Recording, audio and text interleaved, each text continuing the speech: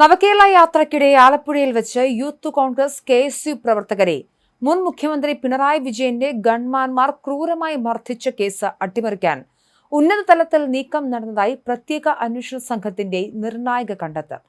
Case ഡയറിയും കോടതിയിൽ സമർപ്പിക്കേണ്ട റിപ്പോർട്ടുകളും ഉന്നത ഉദ്യോഗസ്ഥരുടെ സാന്നിധ്യത്തിൽ തിരുത്തി പ്രതികളെ രക്ഷിക്കാൻ ശ്രമിച്ചെന്ന കണ്ടെത്തലുകൾ അടങ്ങിയ വിശദമായ റിപ്പോർട്ട് SIT തലവൻ SP ഷൗക്കത്ത് അലി സംസ്ഥാന പോലീസ് മേധാവിക്ക് നേരിട്ട് കൈമാറുകയായിരുന്നു ഇന്നലെ. കേസ് അട്ടിമറിക്കാൻ മുൻ ക്രമസമാധാന ചുമതലയുണ്ടായിരുന്ന ADGP MR അജിത് കുമാർ തന്റെ പദവി ദുരുപയോഗം ചെയ്തു എന്നാണ് റിപ്പോർട്ടിലെ പ്രധാന കണ്ടെത്തൽ. മുൻ അന്വേഷണ സംഘത്തിലെ ഉദ്യോഗസ്ഥരുടെ DGPക്കെതിരായ രഹസ്യമൊഴികളും കൃത്രിമം തെളിയിക്കുന്ന രേഖകളും ഡിജിറ്റൽ തെളിവുകളും പുതിയ റിപ്പോർട്ടിന്റെ ഭാഗമായി സമർപ്പിച്ചിട്ടുണ്ട്. ഇത് ADGP MR അജിത് കുമാറിനെതിരെ ഗുരുതരമായ വകുപ്പുതല നടപടികൾക്ക് വഴിവെച്ചേക്കും.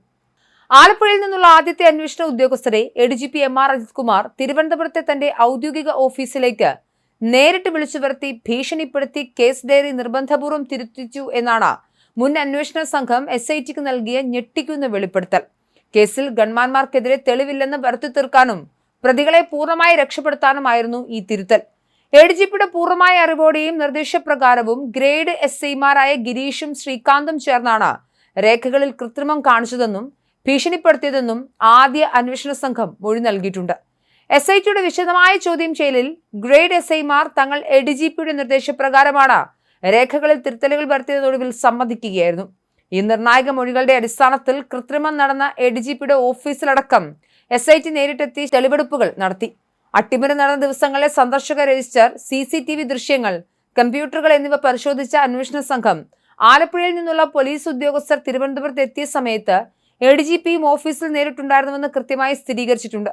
തെളിവുകൾ നശിപ്പിക്കാനും കേസ് അട്ടിമറിക്കുവാനും ഔദ്യോഗിക സംവിധാനങ്ങൾ ദുരുപയോഗം ചെയ്തതിന് വ്യക്തമായ തെളിവുകൾ ലഭിച്ചതോടെയാണ് SIT റിപ്പോർട്ട് DGPക്ക് കൈമാറിയത്. 2023 ഡിസംബർ 15 മുൻ മുഖ്യമന്ത്രിയുടെ നവകേരള യാത്രയ്ക്കിടെ ആലപ്പുഴ ജനറൽ ആശുപത്രി ജംഗ്ഷനിൽ വെച്ചാണ് കേസിന് ആസ്പദമായ സംഭവം ഉണ്ടാകുന്നത്. നവകേരള സദസ്സിന്റെ വാഹനത്തിന് നേരെ കറുത്ത കൊടി കാണിച്ച് പ്രതിഷേധിച്ച KSU യൂത്ത് കോൺഗ്രസ് പ്രവർത്തകർക്ക് നേരെ അന്നത്തെ മുഖ്യമന്ത്രിയുടെ ഗൺമാൻമാരായ അനിൽകുമാറും സന്ദീപ് എസും ചേർന്ന് ക്രൂരമായ ലാത്തിചാർജ് നടത്തുകയായിരുന്നു.